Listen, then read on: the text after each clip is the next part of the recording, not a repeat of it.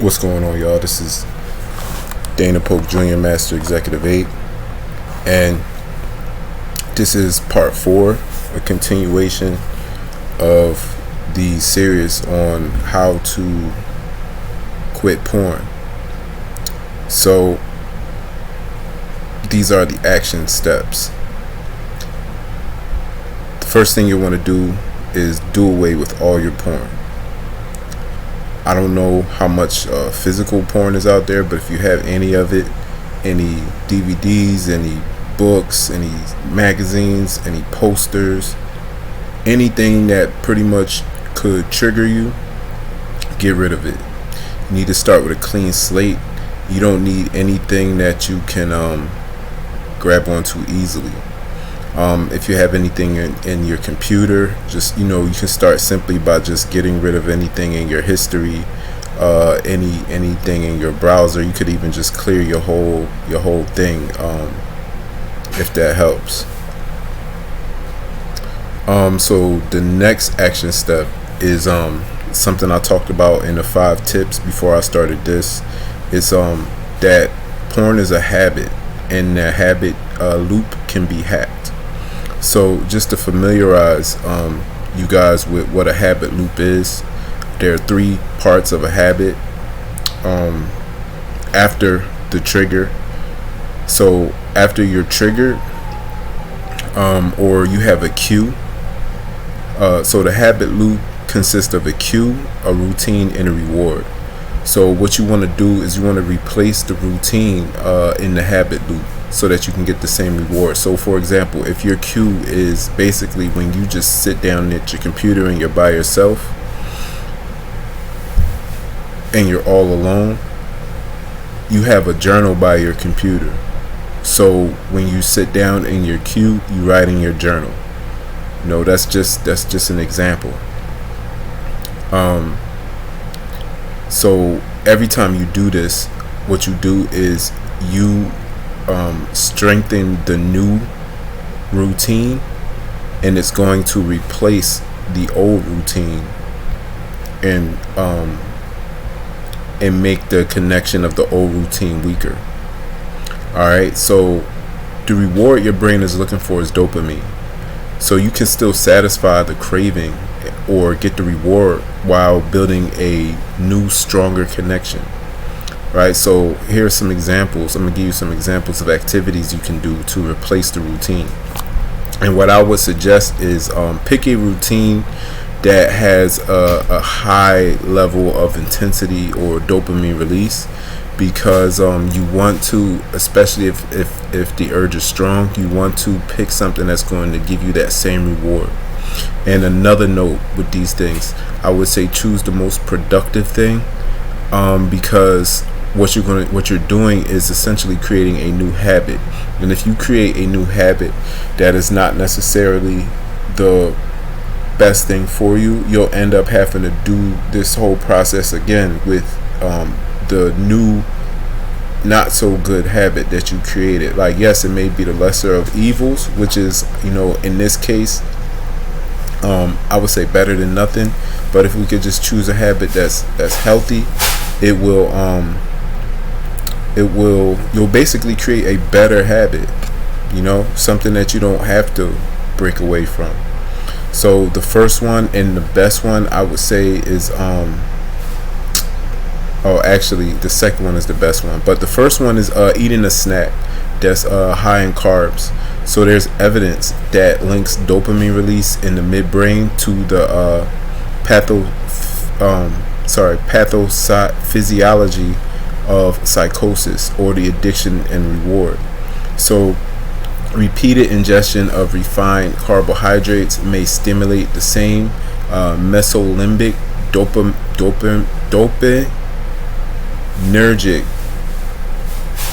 dopaminergic pathway, rewarding such eating behavior and resulting in excessive food intake along with obesity. So that was the study that was done. But basically, and this is what I'm saying, like if you establish this habit and you're eating something that's not so healthy, like you could actually end up creating a new bad habit. But this will work. You know what I'm saying? Because it's strong enough. So basically what's being said here is eat something high in carbs. It's going to give you that same reward, and you'll be satisfied as far as getting the reward from the different routine, creating a new pathway. The next thing is exercise. Sorry y'all, let me just double check my volume. Alright, my volume is up. The next thing is exercise. So physical activity, as we all know, stimulates the release of dopamine, norepinephrine, and serotonin. These brain chemicals play an important part in regulating your mood. Another way is to play video games. A study published in the scientific journal Nature in 1998 showed that playing video games releases the feel-good neurotransmitter dopamine. David Greenfield, PhD, says playing video games floods the pleasure center of the brain with dopamine. So here's another example of a strong replacement of the routine for that reward. But video games also has a downside to it. If you play it too much, you know what I'm saying, you can actually end up become addicted to that as well, or you can end up just creating a habit that's not so productive. Like I know this for a fact because I actually haven't owned a video game system in years, and that was on purpose. The last system I owned was a Xbox 360, like one of the older models, and I ended up selling it because I didn't come out the house for like 2 days straight. And when I finally came out, I was like almost like a vampire, you know what I'm saying? So I ended up just getting rid of it and just finding other stuff to do. So anyway, the next thing you can do is take a nap or go to sleep. Get enough sleep, exercising, listening to music, meditating, and spending time. Spending time in the sun. Excuse me. Spending time in the sun can all boost dopamine levels. Overall, in balanced diet and lifestyle can go a long way in increasing your body's natural production of dopamine and help your brain function at its best. So another thing you can do is work on your goals. The neurotransmitter dopamine has long been associated with the pleasure we feel when we get something that we want. So when you do pleasurable things like eating a brownie or having sex, like real sex, dopamine levels rise. They also rise when you set and you achieve a goal. So that's something else that you can do to replace the routine. The next thing is laughter. According to Dr. Matt Ballas at Lynn University in Florida, laughter releases the neurotransmitter dopamine, which serves as a reward for the brain. It creates a sense of euphoria and plays a pivotal role in our motivation to continue the behavior. So like I said before, I would suggest that you pick the most intense and enjoyable things to replace the routine. And I say that because if you have a really strong urge, you're going to need something just as strong to replace it with to get that reward, or you're more than likely probably end up still going for it. Alright, so an example of this, right? So say you can say boredom, say for whatever reason, you don't got your time filled or whatever, you get bored, right?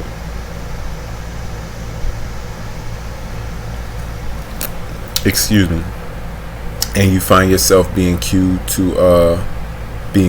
or triggered by whatever, and you grab your basketball and you go to the basketball court and you start playing. You know what I'm saying? That's an example. In addition to that, especially if it's somewhere outside the house, it increases the difficulty of you having that privacy to be able to do that. You know what I'm saying? So the next thing is you need to have a plan in place ahead of time. Like all of the stuff I just talked about, the best thing to do would to Like, if you have to, sit down and write your cues out, right? And then determine what activities you're going to do to replace the routine when those cues come up. You want to think of this ahead of time, because you want to be prepared rather than when the situation pops up. Now you're trying to think of something. You know what I'm saying? Because by that time it's probably too late. So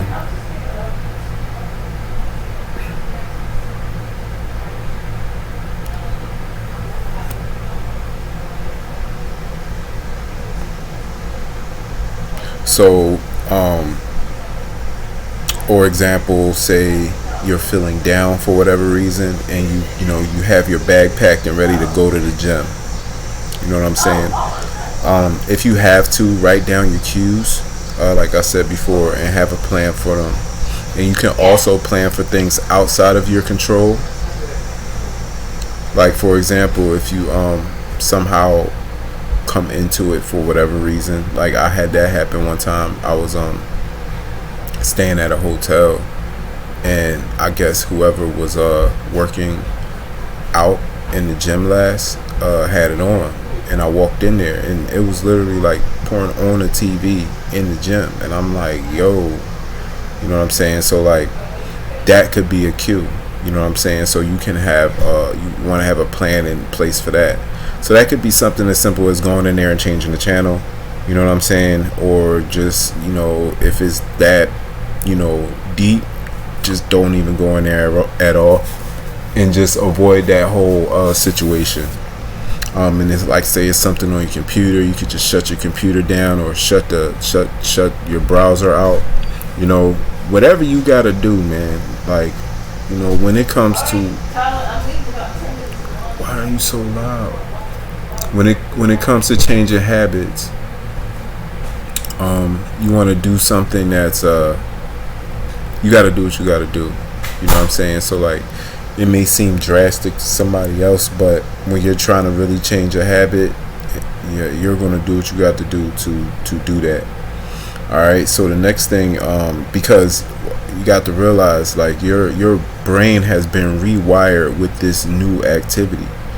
You know what I'm saying? And especially if you've been doing it for years. A lot of guys or girls, I don't know, a lot of us who have been doing this for years. I know it started for me when I was like maybe 16. You know what I'm saying? So like, I'm 33 now. You know what I'm saying? So that means 16. I'm sitting here trying to do math, y'all. Let me see, 14 plus 3, 7. So that means for 17 years,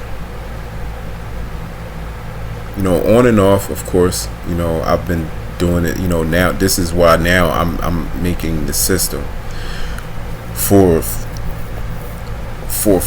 17 years. I've been doing this.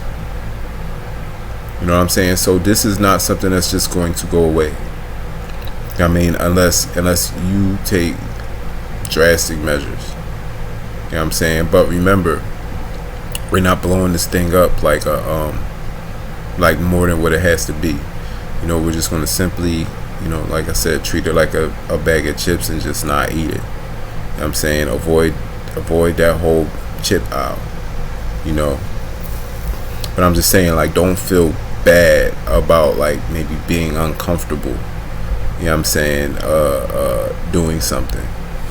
So anyway, the next thing you can do is invest in some paid or some free ways to block it from your devices, right? So some of these blocks aren't necessarily foolproof, but basically you buy yourself some time to come back to your senses. You know what I'm saying? If you have to work like especially hard to get to it, it'll increase your chances of making a better decision. So one of the ways you can do this is parental controls. One thing you can do is create a separate account, especially if you work on your computer, dedicated solely to your work, right? And then use the admin that's connected to that account to create some parental controls that just block certain sites. Excuse me. So when you get the urge, hopefully this will make it difficult enough for you to, snap back into your senses before you take those settings off. Another thing you could do is to have somebody you trust create a different password for the admin, and like not tell you. That way you're not even able to change the parental controls to get back in. Alright, so that's it for today. I had a certain amount of time set to get done as much as I could within that time, so I'm gonna stop it here and we're gonna pick it up tomorrow, talking about some more actions that you can take. Alright, so this is Dana Poe Jr., Master Executive 8. Implement these actions today and they can start to help you later.